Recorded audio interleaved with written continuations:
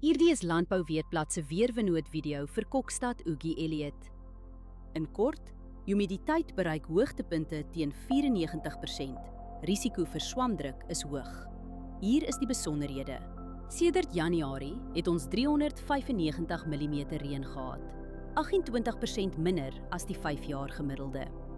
Groeigraaddae staan tot dusver op 938. Dit is 31 graaddae laer as die 5-jaar gemiddelde. Die laagste temperatuur wat voorspel word is 6 grade. Die hoogste is 20,1 grade. Die grootste dag tot nagwisseling is sowat 14 grade, matig en binne normale grense. Geen reën word die week verwag nie. Al die vog kom uit besproeiing.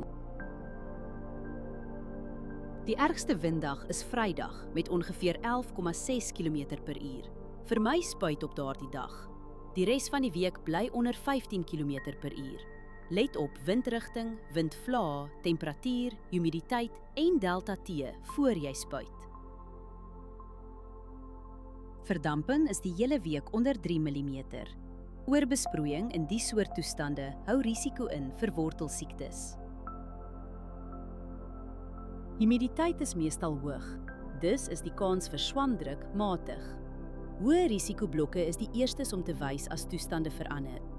As jy een ding doen, oorweeg dit om die stil, droë weer te gebruik vir 'n voorkomende swamdoder toediening.